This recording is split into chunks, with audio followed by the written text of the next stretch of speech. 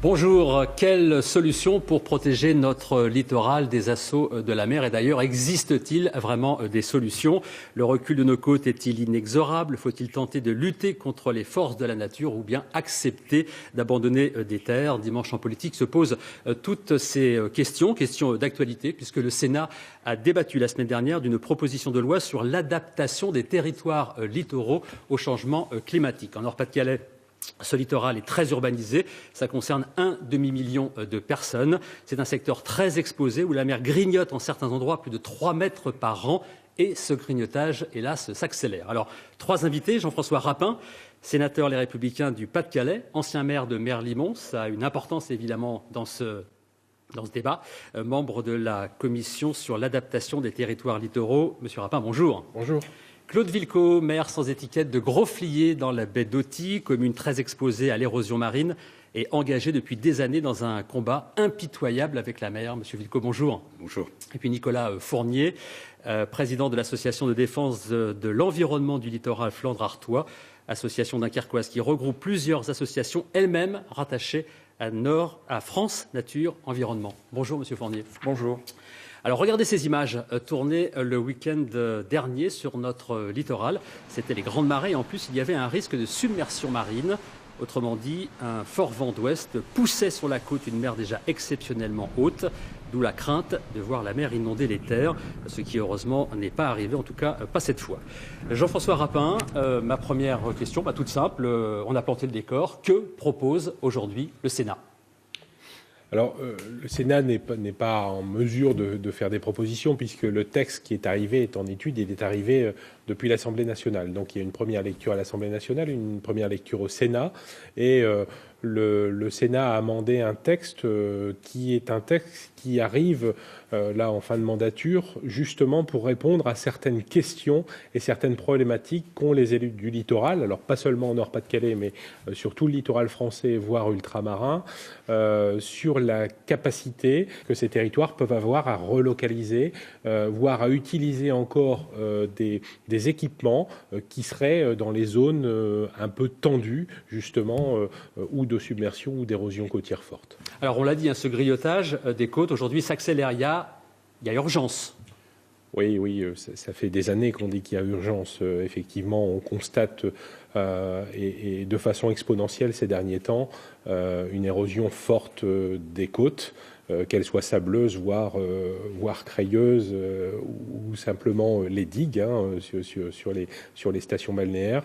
Donc il y a effectivement conjointement des phénomènes liés, bien sûr, au phénomène climatique, et aujourd'hui, on ne peut que le constater à l'élévation du niveau de la mer. Alors, on y reviendra en cours d'émission, mais pourquoi reparle-t-on à cette occasion de la loi littorale ? Dans le texte, oui, à chaque fois qu'on ouvre un texte qui pose question sur le littoral, il peut y avoir, ça et là, des amendements proposés pour régler aussi des problèmes d'adaptation à une loi qui finalement a aujourd'hui 40 ans et sur laquelle peut-être à l'époque n'ont pas été imaginés les 40 ans qui allaient venir. La loi littorale, 30 ans, 1986. 30 ans, je pense au conservatoire. Le conservatoire du littoral, effectivement, voilà, 40 ans. Donc la loi littorale qui a 30 ans, on n'a pas imaginé ce que pouvait être le littoral de demain. On a effectivement mis en place des systèmes à la fois de protection, d'évolution économique progressive, mais en tout cas, on n'a peut-être pas prévu qu'il y aurait ces phénomènes d'érosion, on n'a pas prévu qu'il pouvait y avoir, aujourd'hui c'est le cas, des énergies marines renouvelables qu'il fallait intégrer dans ces dispositifs, et puis une évolution naturelle des populations, notamment au niveau touristique. Les activités évoluent, les populations évoluent, et je pense qu'il faut à la fois aussi s'adapter à d'autres circonstances de la vie. Claude Villecot, avant de vous entendre, on va vous regarder. Ça fait des années que vous, maire de Grosflier depuis 2008, c'est ça, vous bagarrez contre la mer, on l'a dit. Alors on revoit ça en images. Florence Mabille, Valérie Biville. Si vous faites rien, on va se retrouver les pieds dans l'eau. Voilà. Merci, monsieur. La colère des habitants de la baie d'Authie. Octobre 2012, un sous-préfet vient s'expliquer sur le dispositif déployé en cas de submersion marine. Les nerfs sont à vif. personne ne croit plus aux promesses de l'État dans ce territoire qui d'année en année subit les assauts de la mer. On vit dans une espèce de psychodrame permanent, si vous voulez, parce qu'on a un lieu qui est complètement emblématique de l'érosion, où l'on voit à chaque grand coup de temps, à chaque grand coup de marée, une rangée d'arbres tomber. Donc comment voulez-vous, dans ces conditions-là, qu'on ne soit pas dans une émotion intense et qu'on n'ait pas ce sentiment d'insécurité? Et ce lieu emblématique de l'érosion, c'est ce cordon dunaire qu'on appelle le bois des sapins. Ici, à Grosflier, la mer peut manger jusqu'à 6 mètres de dune en 2 jours. Un recul de 100 mètres en 15 ans, malgré d'importants travaux de consolidation. En 2014, Claude Villecot brisait un tabou en acceptant l'idée de rendre des terres à la mer. Oui, on l'accepte. On accepte que la mer, avec le réchauffement climatique, qui est une donnée maintenant aujourd'hui incontournable, on l'accepte, mais en même temps, on la structure, on l'organise. On l'organise pour faire en sorte que la mer, si elle doit reprendre sa place sur la terre, eh bien, elle le fasse dans des endroits où il n'y a pas d'enjeu à la fois humain et économique majeur. Claude Villecot, que souhaitent aujourd'hui les maires? Disposer d'enfin d'une nouvelle loi, de nouveaux moyens d'action, d'outils juridiques. Que veulent les maires?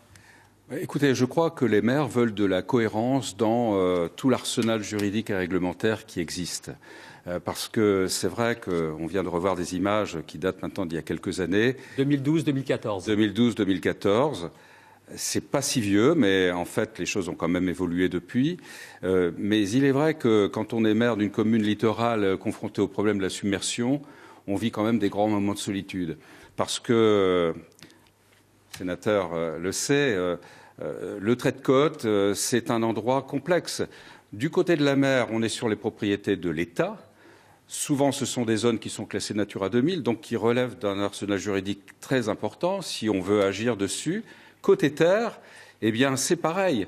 Si les terres appartiennent au Conservatoire du littoral, on a souvent une réaction, enfin une position qui consiste à dire le Conservatoire n'a pas dans ses compétences la défense contre la mer. Si c'est un propriétaire privé, il est un peu livré à lui-même.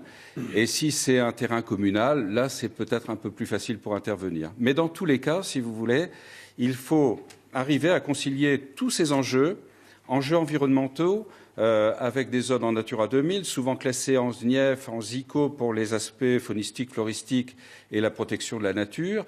Et avant de pouvoir agir, il y a donc de très très longues procédures à mettre en œuvre, études d'impact, études environnementales, avant de pouvoir agir. Et ça, si vous voulez, ça crée des situations comme celles qu'on vient de voir là tout de suite, une population qui s'inquiète, qui a le sentiment que les élus ne font rien, qu'ils n'agissent pas et qui laissent se dégrader la situation.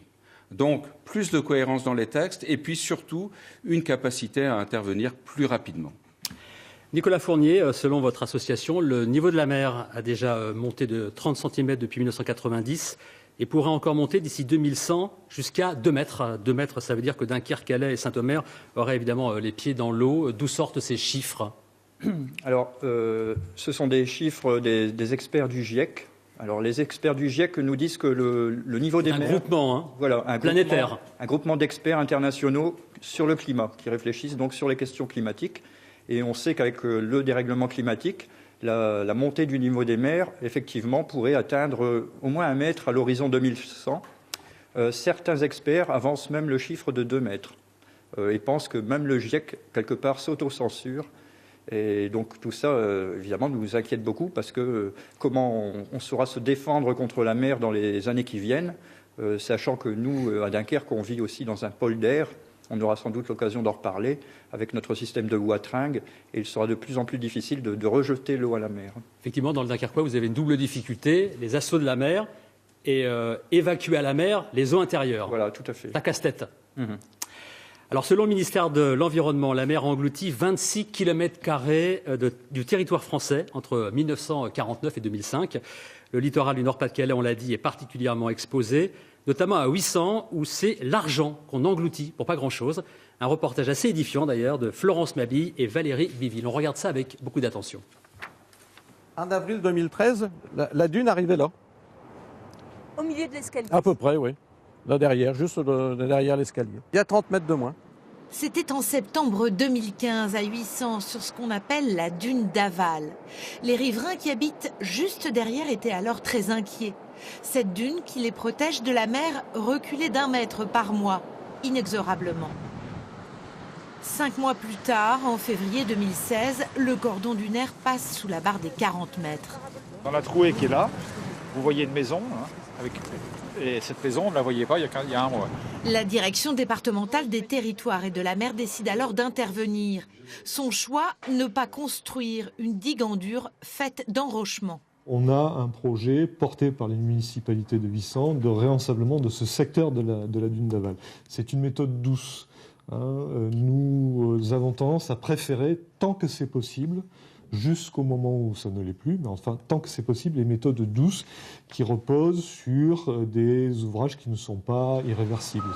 Méthode douce mais coûteuse, 1,2 million d'euros, 30% pour 800, 70% pour l'Europe. Les travaux ont lieu en été.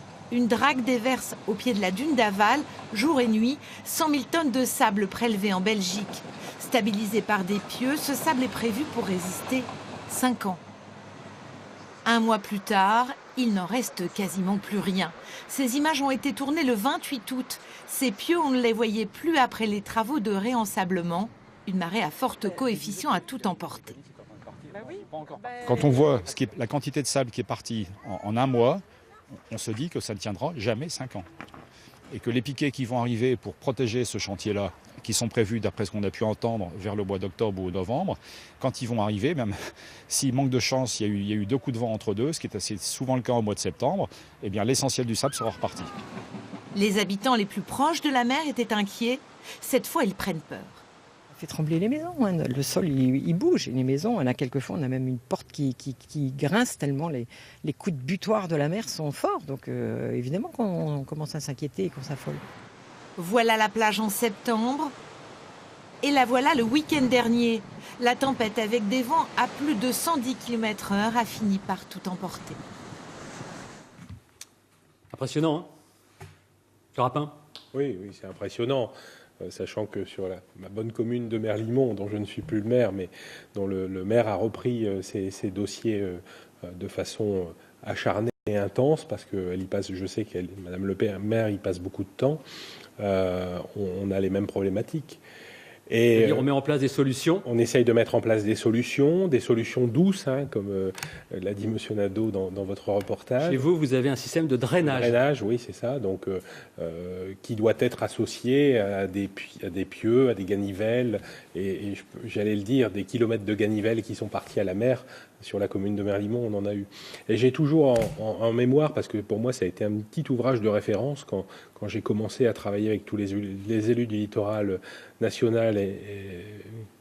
C'est Roland Pascoff, un géographe émérite qui est décédé aujourd'hui, qui a 10 ans, a écrit un petit bouquin jaune qui s'appelle « Nos plages vont-elles disparaître ?» Et on est vraiment aujourd'hui sur ces images impressionnantes qui paraissent pour certaines communes catastrophiques. On entend les commentaires des gens. C'est une référence et l'inquiétude, on la conçoit et on la comprend. Parce que pour les parlementaires qui font les lois, c'est évidemment très compliqué. On ne sait pas trop ce qui nous attend et on n'a pas les solutions. Les solutions techniques, elles sont variées. Il y en a beaucoup. Le réensablement mécanique tel qu'il est proposé là, ça fait partie des solutions qui sont préconisées. Ça a plutôt bien marché d'ailleurs chez M. Villeco. Le système de drainage est aussi une solution préconisée, qui marche sur certains endroits, qui marche moins bien sur d'autres, qui fonctionne moins bien sur d'autres. Alors après, les ouvrages en dur, eux aussi sont intéressants parce qu'ils vont protéger à un certain endroit un lotissement, voire peut-être une digue, voire peut-être un espace commercial, mais probablement risquent de déporter un problème en amont ou en aval. Donc il y a un tas de questions à prendre en compte. Il faut prendre la question dans sa globalité. C'est d'ailleurs dans le projet, dans la proposition de loi qui est faite, il y a vraiment cette notion de vision nationale, mais aussi de vision locale pour pouvoir mettre en place ce qu'on appelle des ZART, c'est des zones d'activité résilientes et temporaires, pour pouvoir continuer à avoir des activités, sachant toutefois qu'un jour elles pourront s'arrêter à cause de cette érosion, voire... Une espèce de bail temporaire. Le bail temporaire, c'est ce qui vient après, c'est ce qui permet de continuer à exploiter ou à louer les habitations. Ça vous choque, hein, vous, les associations de défense du littoral? Ça vous choque parce que vous ne comprenez pas bien pourquoi, à l'occasion de ce débat, on veut détricoter la loi littorale. Alors, on a souvent voulu la détricoter ces 30 dernières années, mais là, la menace, elle est précise, selon vous. Tout à fait, oui. Alors, la loi littorale, il faut se rappeler, ça a été une loi qui a été quand même difficile à mettre en place. Il y a quand même eu, à l'époque, en 86, beaucoup de réticences, notamment des élus locaux, qui craignaient par là de voir leur capacité à urbaniser diminuer. 30 ans après, nous, on est très attachés à cette loi littorale, hein, qui a permis de préserver des espaces les Français sont aussi. Voilà. Donc, nous, on ne voudrait pas commencer à ouvrir les brèches dans cette loi littorale. Et on sera très vigilant sur le respect de cette loi, quoi. Alors, on rappelle que cette protection du littoral, l'idée, elle est née dans notre région. Elle est née dans la baie de Canche, à une époque où, fin des années 60 et début des années 70, on veut construire un barrage. Là, il y a tout un mouvement associatif qui se met en route. Et donc, de tout ça, naît en 75, le Conservatoire du littoral et donc 10 ans plus tard, en 86, la loi littorale. Claude Villecot, est-ce que cette loi littorale, ça a été une contrainte ou c'est une contrainte pour les maires? Alors, ça peut être peut-être une contrainte pour certains maires dans des zones à forte tension, j'allais dire immobilière. Je n'ai pas le sentiment que chez nous, sur la côte d'Opale, on vive ce même phénomène. En fait, la loi littorale, si vous voulez, est une loi qui a été faite pour lutter contre le bétonnage des côtes, ce qui n'est pas tout à fait le cas de la côte d'Opale. Donc, si vous voulez, ce n'est pas une contrainte en soi. C'est pas une contrainte en soi, c'est une contrainte avec laquelle il faut faire, mais qui peut être, par contre, une contrainte pour agir, pour mettre en place des actions de lutte justement contre l'érosion. Ça veut dire que cette loi littorale, elle vous empêche éventuellement de construire des ouvrages qui vous défendraient contre la mer? Alors, oui, d'une certaine manière, mais si vous voulez, comme ça a été rappelé dans le reportage précédent, ce qui est fortement préconisé maintenant par l'État, c'est les méthodes douces. Bien sûr, l'érosion concerne une large part du littoral français et il n'est pas question d'aller créer une espèce de muraille de Chine, si vous voulez, autour de la France pour lutter contre l'érosion. Donc, comme on le disait aussi juste avant, il n'y a pas de réponse unique. Il y a toute une batterie d'outils possibles et il faut essayer de trouver la bonne ou les bonnes solutions pour trouver vraiment la réponse adaptée aux problèmes que l'on rencontre. Et donc, voilà. Et c'est très pragmatique, en fait, parce que, comme on le disait, le trait de côte est un lieu, d'abord, très changeant. Ça fluctue très vite. La problématique de Vissant, qui se situe sur une plage très linéaire, n'est pas du tout le même que ce qu'on peut vivre, nous, dans un estuaire et une baie, si vous voulez, qui est un milieu très changeant. Donc, il faut à chaque fois faire les études, trouver les bonnes réponses et puis avoir après la capacité financière de les mettre en œuvre. Monsieur Rapin, vous avez entendu ce que disent les associations par rapport à la loi littorale, que d'infâmes lobbies de bétonneurs profiteraient de l'occasion. Dont je ferai partie. Dont vous feriez partie, évidemment, profiteraient de l'occasion. Président du Conseil de rivage, Manche-Mer du Nord.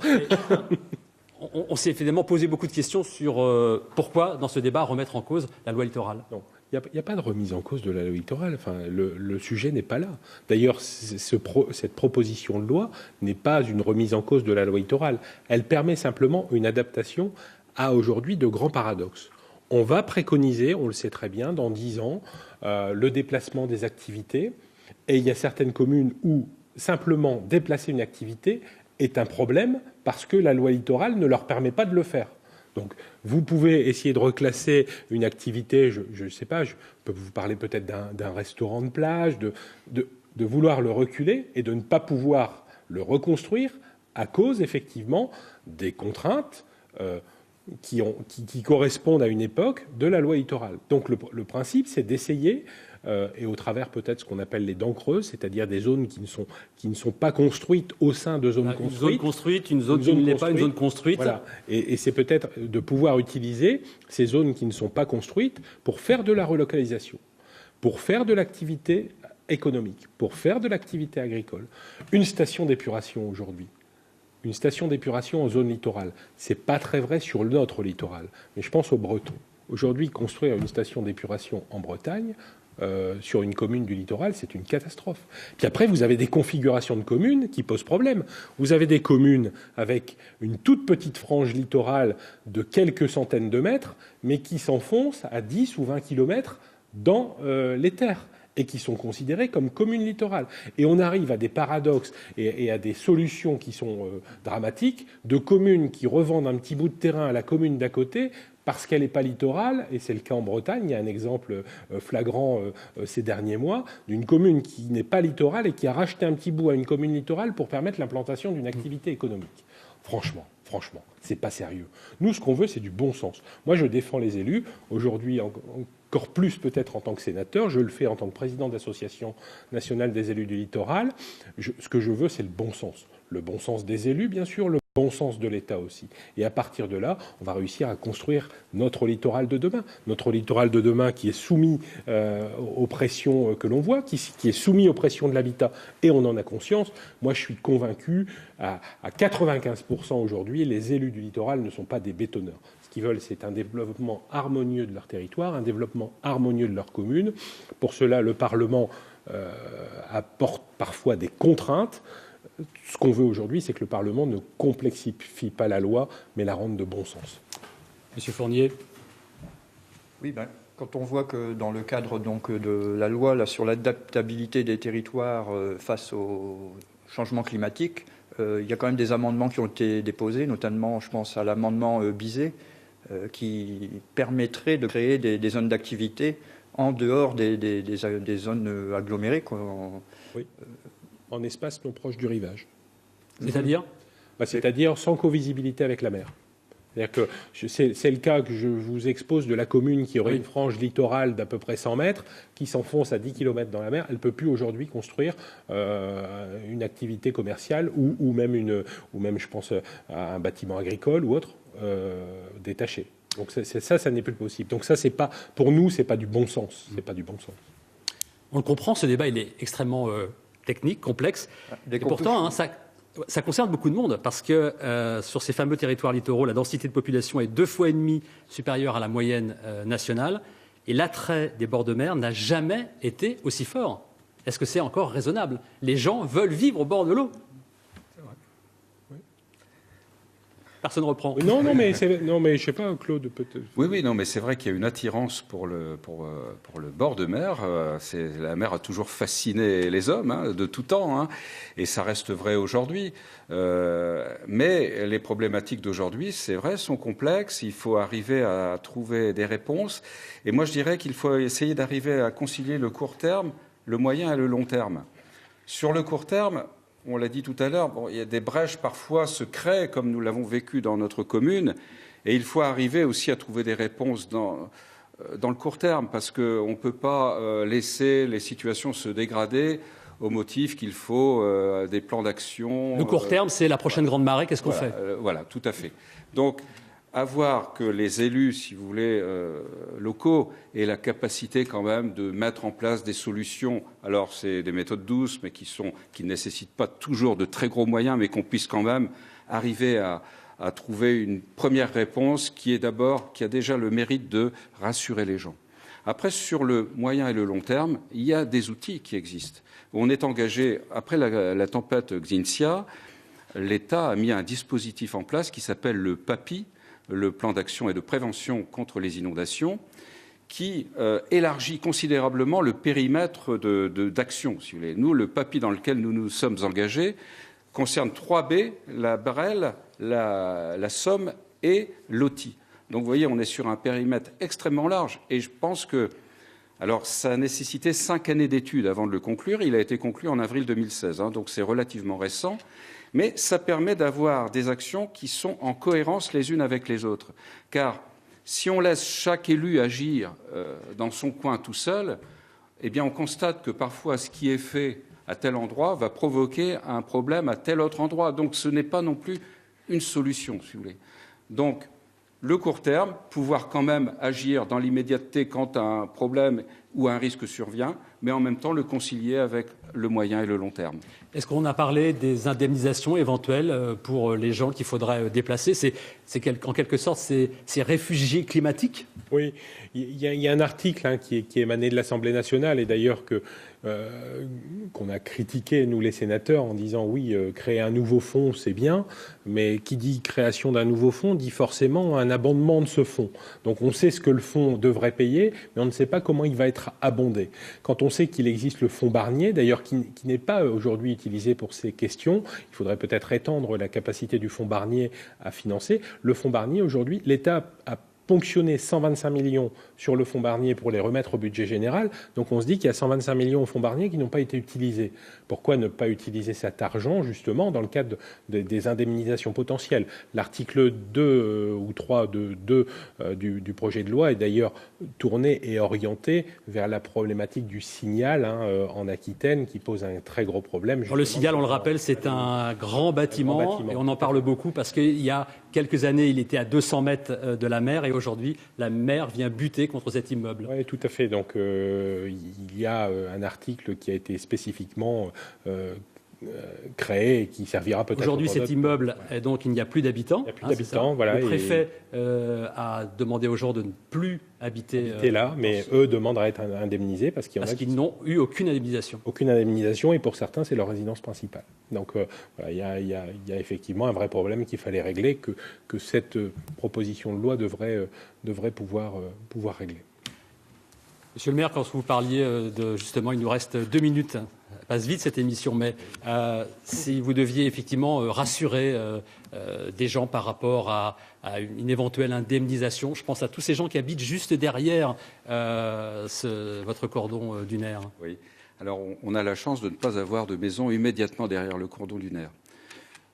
On a fait un reportage à M. Tiberghien, oui, je crois. Sa maison, elle est quand même pas loin. C'est exact. Mais là, c'est vraiment très, très limité. Mais je veux dire, vraiment, le village en lui-même n'est pas directement soumis à ce risque. Et Dieu merci. Donc, si vous voulez, le cordon dunaire, je voudrais peut-être dire un petit mot sur le cordon dunaire, parce que le cordon dunaire, au sens juridique, n'est pas un ouvrage. Donc, on n'a pas le droit de le restaurer, si vous voulez. Et je pense qu'il serait peut-être intéressant que, dans le cas où le cordon dunaire constitue le dernier refuge ou la dernière protection par rapport aux populations, j'aimerais qu'on ait la capacité de pouvoir le réengraisser, le recharger, sans être soumis à toutes les autorisations dont j'ai parlé tout à l'heure. Mais vous le faites, vous? Oui, on le fait, mais avec vraiment des procédures très très longues pour pouvoir intervenir dessus. Mais vous l'avez déjà fait dans l'urgence? Oui, on l'a fait dans l'urgence. On a eu une autorisation vraiment de dernière minute parce que là, le risque était vraiment maximal. Mais sinon, si vous voulez, il faudrait pouvoir le refaire régulièrement. Donc, obtenir des AOT, ce qu'on appelle les autorisations d'occupation temporaire du domaine public maritime, de manière plus souple, si vous voulez. Voilà. Merci, Monsieur Villechot. Merci d'être venu dans cette émission. J'avais encore plein de questions à vous poser, mais voilà, c'est déjà fini, c'est la fin de l'émission. Merci de votre participation. Dans quelques secondes, c'est le journal régional de Christelle Massin. Je vous souhaite un excellent dimanche. Au revoir. Merci encore.